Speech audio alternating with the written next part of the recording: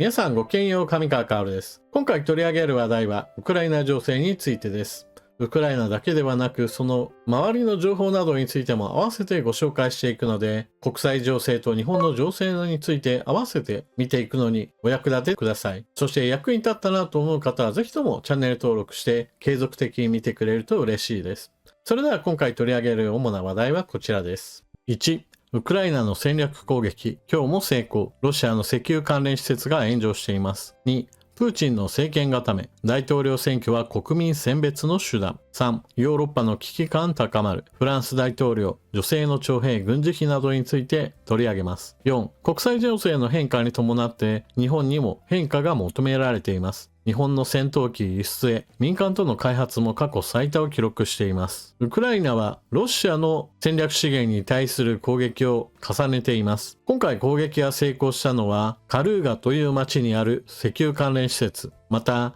ロシア領内に越境攻撃しているロシア人義勇兵の部隊の戦いはまだロシア領内で継続されているようです。今回の動画では、ウクライナ側に立って戦うロシア人の部隊の一つ、シベリア大隊がインタビューに答えていたので、記事をご紹介しようと思います。今回攻撃に成功した石油関連施設、カルーガの様子はこちら。Google マップに写真が残っていました。こういった施設は何年か前でも特に様子は変わっていないでしょう。そしてこちらが攻撃が成功した瞬間。映像をご覧ください。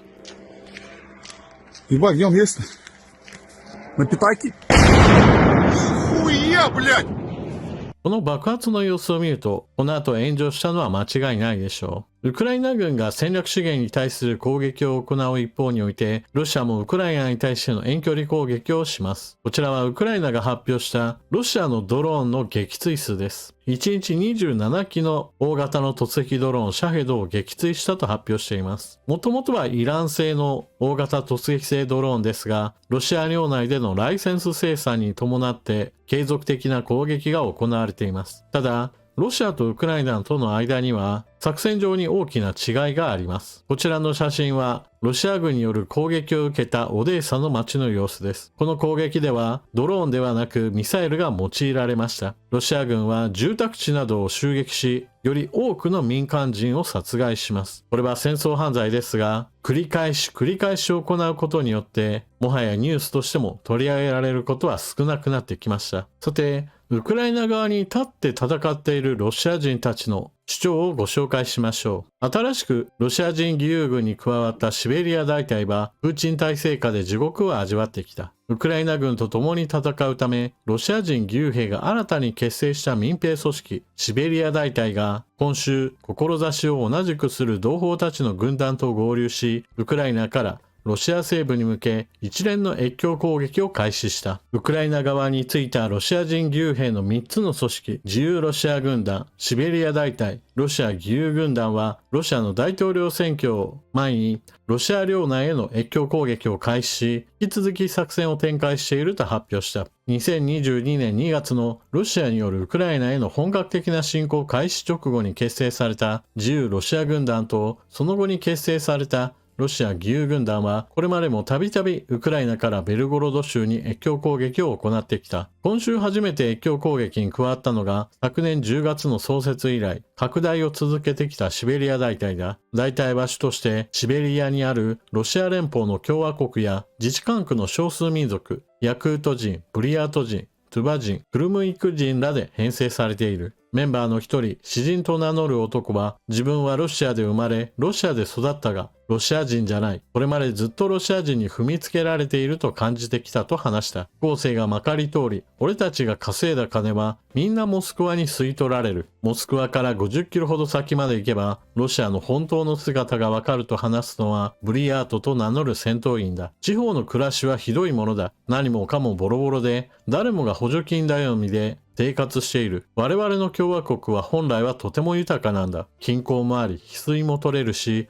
森林資源もある。だが、資源はすべてモスクワのもの。我々は彼らから施しを受けるしかない。ロシアのウクライナ侵攻は恥ずべきことだと思ったとブリヤートは言う。自分は侵攻に一切関わりたくなかった。国を出ようと決め、最初はアルメニア、次にジョージアに向かったが、ウクライナに行って共に戦おうと覚悟を決めた。鏡に映った自分に、俺はやったと言えるように、戦争に加担しないだけでなく、それに反対する人たちをこの手で助けたと。マルガンも、ロシアで動員が始まった時、最初はモンゴル、次にトルコに向かったが、最終的にウクライナ行きを決意したと話す。クレムリンは世界中をめちゃくちゃにしようとしている。俺たちの力で何とかして止めないと。越境攻撃を行ったロシア人義勇兵の3つの組織は、ウクライナと国境を接するロシア南西部のベルゴロド州の住民に避難を呼びかける合同声明を出した。プーチンの殺人部隊は、あなた方の家や子供たちが通う学校、役所の建物がある地域に陣取って、人々がただ静かに暮らしてきたウクライナの諸都市に大規模攻撃を仕掛けている。ベルゴロドからの砲撃で罪のないウクライナの民間人が日々何十人も死んでいる。大半は女性と子供だ。ベルゴロドからのウクライナへの砲撃は何としてもやめさせなければならない。そのために我々はベルゴロドにある軍事拠点を叩かざるを得ない。どうか直ちに街から出てほしい。ウクライナがロシアの戦略資源に対する攻撃を繰り返し行っているのは、基本的には軍事的な教訓として、最もそれが戦争行為への影響を強める行為だからです。例えば、軍事拠点を狙うというのも一つの手なわけですが、軍事拠点には当然のように多くの兵士たちがいて、防空体制が整っている可能性があります。そのため攻撃してもうまくいくかどうかはわかりません。もちろんその防御されるということを前提としてそれを突き破っての攻撃成果を求めることも当然あります。つい先日は早期警戒管制機の整備拠点だった飛行場に対する攻撃を行ったのは、そうしたリスクもあるんだけども成功した時のメリットが大きいなと見た時に攻撃を行うわけです。一方で石油関連施設はもともと防空部隊が張り付いていることはないわけですから、攻撃すれば成功する確率は高いわけです。それでいてこうした施設はすぐに治るわけではありませんから、創業後の悪影響といったものは確実に残っていくわけです。難易度が低い割にその影響が強く出るわけですから、軍事的な優先度としては上がってくるわけです。一方でロシアによるウクライナ攻撃、特に前線を飛び越えた遠距離攻撃の主目的というのが、特に一般人に対する攻撃が行われます。これは戦いが連続的にずっと続いてきた状況の中で、多くの人たちに厭戦気分が広まり、その厭戦気分の先にあるのが攻撃してきたロシアではなく、ロシアによる攻撃を守れなかった自分たちの政権に対する批判を強めることを一つ狙っていることがあります。例えばそれは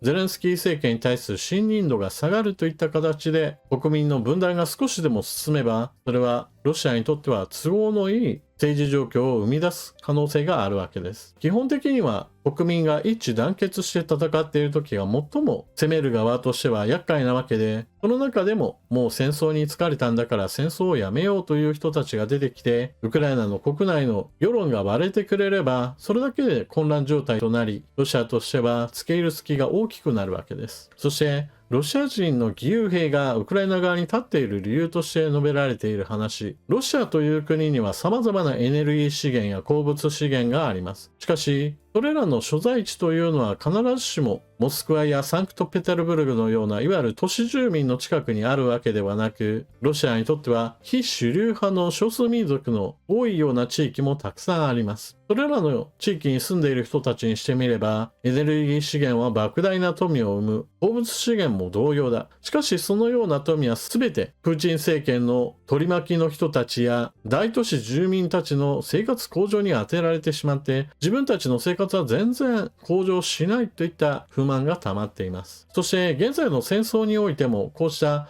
貧しい人たちに対する徴兵は積極的に行われています。そもそも月収が10万円もいかないような地域といったものがあって、それらの人たちに対して今までよりも数倍もの月収をちらつかせて軍に入ると生活が向上するといったことなどを述べて軍へと駆り立てるわけです。そのようなこともあってロシア軍の中における死傷者としても都市住民の死傷者がやたらと割合として低く、一方において少数民族の人たちの死傷率が非常に高いといったことがすでに分かっています。これは軍の中に入った後でも都市住民の人たちが後方勤務やもしくは前線に行ったとしても砲兵のような直接命の危険にさらされる機会が少なめの部隊へと配属されるなど考慮される一方において、少数民族の人たちが積極的に最前線に投入されているからだと言われています。このようなロシア国内の都市と地方といったことを理解していないと、都市住民の人たちが自分たちの生活は特に変わっていないんだから、ロシアは全く戦争をしていても問題ないという発言をしているのは、まさにプーチン大統領が進めてきた自分たちの政権基盤を守るために、ある一定層の人たちを優遇しつつ、一方では自分たちに反抗しかねない人たちを積極的に使い捨てにしている構図というものを現実として知るべきでしょう。さて、それでは次はプーチン大統領の大統領選挙について。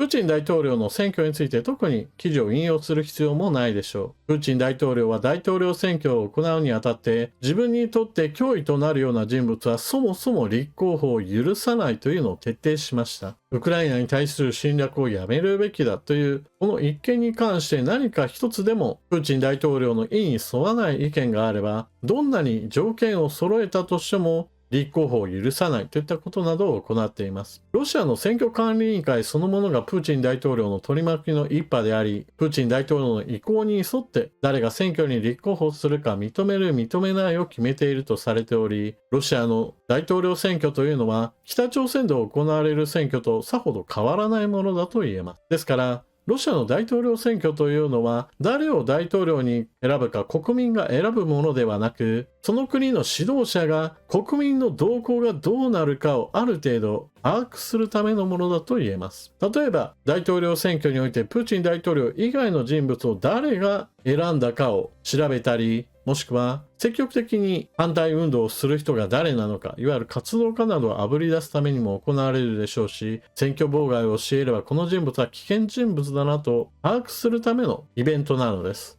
こうした選挙があるから民主的かどうかではなく、その選挙がまともなものかどうかというのを見る必要があるでしょう。北朝鮮や中国においても選挙はありますが、選挙があるから民主国家とは言えないのです。続いては、ヨーロッパの危機感が高まることによって起こる様々な出来事について取り上げましょう。ここ最近変化が目立つ人物として、フランスのマクロン大統領を取り上げます。ロシアがウクライナで勝てば、次はヨーロッパ、マクロンフランス大統領が警告。フランスのマクロン大統領は、ロシア軍がウクライナで敗北しない限り、EU はロシアの侵攻という存亡の危機に立たされることになるだろうと警告した。自分の限度や約束を何一つ守らなかったプーチン大統領がウクライナで止まると一瞬でも考えられる者がいるだろうかとマクロン氏はテレビ局のインタビューで発言。ヨーロッパとフランスの市民の安全保障がかかっていると続けた。マクロン氏は15日、ポーランド、ドイツの首脳とベルリンで会談する。会談ではウクライナ支持で西側の主要同盟国を改めて結束させ、西側の支援を強化しようとすると見込まれる。ロシア軍の前進を食い止めようと戦うウクライナ軍は弾薬不足が深刻化。このため、ロシア軍がウクライナの防衛線を崩壊させ、首都キーウに再び迫る事態にもなりかねないとの不安を強めている。一方、ヨーロッパ諸国は供給する兵器の種類やウクライナへの派兵を検討すべきかをめぐる論争が続き、団結を維持できていない。供給する兵器の種類の話なのですが、これはドイツが巡航ミサイルタウルスを供与するかしないかといったように、未だに通常兵器であろうとも、この兵器を渡すとロシアを過度に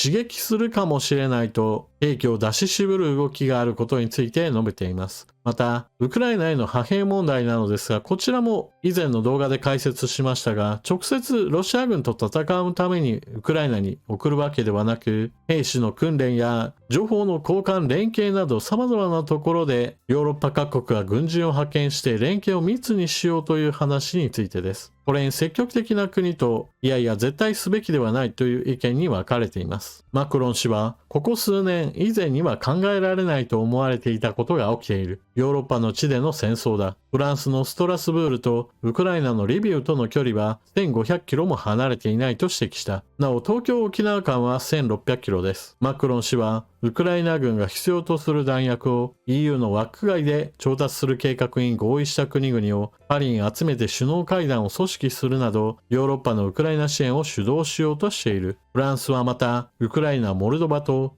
それぞれ2国間の安全保障協定に調印した。先週には外相がリトアニアでバルト三国の外相らと会談。バルト三国はマクロン氏の危機意識を称賛した。記事の補足なのですが、チェコがヨーロッパの中だけでは砲弾が十分に確保できないことから、ヨーロッパの外へと調達先を広げることができれば、80万発の砲弾を手配できるという話をしました。この件については資金が集まってチェコが手配を進めています。そのチェコがさらに追加で20万発も注文できるという話をし始めています。まだ80万発の手配が進められているところなので、この20万発についての追加の資金調達ができるかどうかが注目されています。また、モルドバの件なのですが、モルドバの中においては、ソ連時代に移住してきたロシア系の住民たちがいます。これらの人たちは、モルドバ国内において自称共和国を築き、ロシアに対して保護を要請するといった動きを見せています。現在、モルドバにロシア軍が入ることはできない状況なわけですが、もしもウクライナ軍が押されて、モルドバ侵攻が可能になった場合、プーチン大統領がこれは特別軍事作戦だ、住民を保護すると言い出して、モルドバに侵攻する可能性は十分にあります。これに対してフランスがモルドバとの協力関係を強化しています。では、ヨーロッパ全体での安全保障に関する支出は増えているのでしょうか。NATO 加盟国の国防費支出が 11% 拡大。中国、ロシアなど先制勢力への対抗積極化。NATO は14日、2023年の年次報告書を発表した。2022年2月からのロシアによるウクライナ侵略を受けて、加盟国は引き続き軍事力の強化に取り組み、国防費支出は2022年期で 11% 拡大した。国防費の支出を国内総生産 GDP 比の 2% 以上に増やす目標を23年中に達成したのは、加盟31カ国中11カ国だったが、2024年初頭に計18カ国に増加したとしている。すべての国が GDP 比 2% 以上の軍事費を確保しているわけではありませんが、少なくとも危機意識を持って増額している国は数多くなっています。また、ここでは 2% というのを目標にしているわけですが、この 2% を超えて 3%、4% へと増やそうとしている国としては、ポーランドが挙げられます。ポーランドは隣国ウクライナの戦況を見て、ロシアと戦う日がそう遠くないかもしれないという強い危機感を持っています。また、ロシアとの距離が近いかどうかという意味では少し距離があったとしても、そして小さい国であったとしても、危機意識が強いと安全保障問題に積極的に取り組んでいる国もあります。デンマーク女性の徴兵を開始へ軍事改革計画を発表。デンマーク政府は13日、徴兵の対象に女性も含める方針を発表した。また、兵役の期間も延長する。さらに、NATO における防衛費目標を達成するため、今後5年間で約5000億円近くの防衛費増額を見込んでいる。左がデンマークの首相、フレデリクセン首相は、戦争がしたいからではなく、戦争を避けたいから再び武器を取るのだと説明した。2022年2月にロシアがウクライナへの全面侵攻を開始して以来、ヨーロッパでの緊張は急激に高まっている。軍事改革を発表したフレデリクセン首相は、政府は完全な男女平等を達成しようとしているのだと話した。ここで首相が戦争がしたいから軍事改革を行うのではないというのは、ヨーロッパ各国の軍事力が高まらないと、ロシアにしてみれば、たやすく抑えつけることができると考えた場合、戦争になる確率が急激に高まるのであり、しっかりとヨーロッパも軍備を固めなければならないと主張しているわけです。いわゆる抑止力を効かせる状態へと持ってくるためには、防衛費は増やさないといけないし、兵士についても充実させる必要性が出ているというわけです。デンマークではすでに女性も志願すれば軍に入隊できる。政府は2026年から女性の徴兵制を採用する以降、ヨーロッパで女性を含む徴兵制を実施しているのは、ノルウェーとスウェーデンに次いで3カ国目。人口600万人近くのデンマークでは昨年4700人が兵役に就いた。そのうち 25% が女性だったという。この数は今後年間5000人まで増える予定。デンマーク軍には現在約2万人の現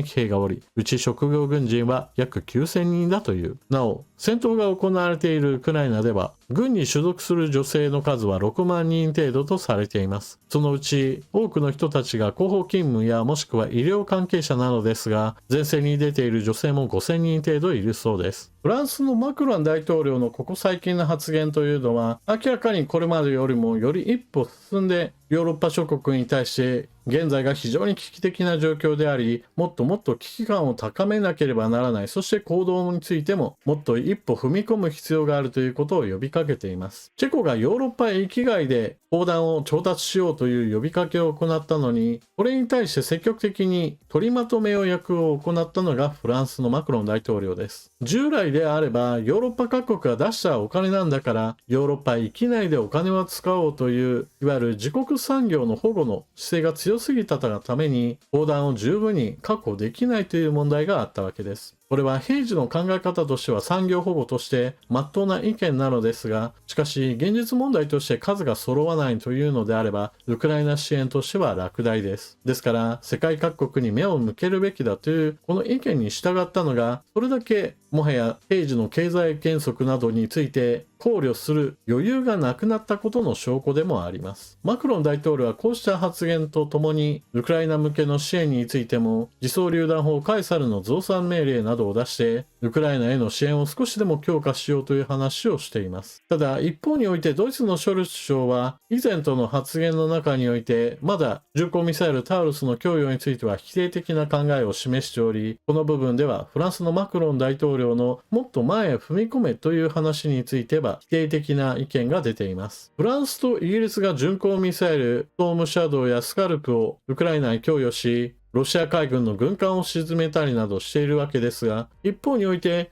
ドイツの巡航ミサイルタウルスはもっと前から望まれているにもかかわらず、継続的にショルツ首相は供与を断り続けています。ショルツ首相の言い分としては、タウルスを供与するとクリミア大橋が落ちる可能性が非常に高く、そのことによってドイツがロシアにとって攻撃対象になるかもしれないという懸念を持っているというのです。ドイツは戦争に巻き込まれてはならないという話をするわけですが、ドイツはこれまで段階的に軍事支援のレベルを上げてきて、自走榴弾砲や戦車など様々なものを供与しています。今更何を言うのかという気もするわけですが、どうもこのあたりが覚悟の足りなさを感じてしまいます。あとはヨーロッパの政治家と国民との間の乖離です。例えば政治家のレベルであれば、ロシアによる侵略がこの後も歯止めがなく続いてしまう可能性を危惧しているわけですが、一方でそれぞれの国民はそれぞれの国内事情を抱えていて、物価高に対する政府の対応に問題があり、他の国にお金を使っている場合ではないという不満はどうしても渦巻いてしまいます。またヨーロッパにおいては物価高の問題だけではなく、移民を多く受け入れすぎてそれによって国内の圧力が強まっている問題もあります。こちらの方もやはりウクライナ支援には反対姿勢の勢力も多くなる原因となっています。このあたりどう調節してうまくウクライナ支援を行っていくかがヨーロッパの課題だと言えるでしょう。最後に、こうしたウクライナ情勢によって国際情勢そのものの変化が起きているわけで、日本もその影響を免れません。日本がイギリス、イタリアと共同開発する戦闘機について、これまで他の国に輸出するかどうかで自民党と公明党との間で対立がありました。それは戦闘機輸出をすることによって、その後の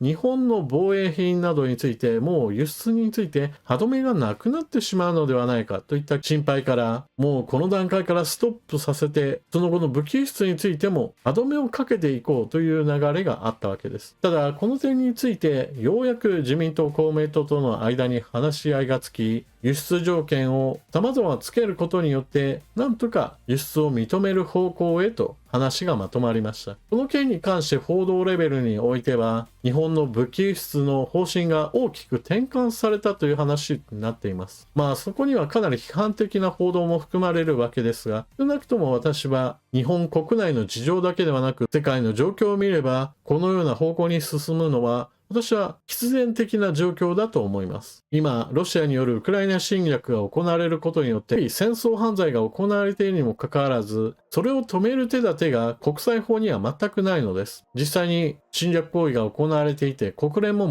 全く機能しません。何しろ国連の常任理事国が今まさに侵略を行っているからです。そして日本の周りの国として、その侵略を今まさにやっているロシアや中国がいて、国連が何の役にも立たないことはすでに想像できるわけです。フランスのマクロン大統領がウクライナ西部の町まで1500キロしかないじゃないか。こんな状況なので危機感を高めないでどうするんだという話をしているわけですが、日本の東京から見て沖縄まで1600キロ、感覚的にはそう変わらないわけです。そして中国との間に何らかの軍事紛争があったとしても、何の不思議でもないことは、このチャンネルの動画を見ている人の中では理解できる話でしょう。だからこそ将来的な話として、日本の防衛産業はある程度の規模を確保しておかなければ、いざとなった時に軍事物資を作る企業もなければ生産ラインもないし、当然のようにそこに携わっている人もないという状況に陥って、とんでもなく危険な状況になるのは避けられないわけです。ロシアが長期戦を戦えているのは、長年の間兵器を世界中にばらまいて、それに伴って軍需産業を国内で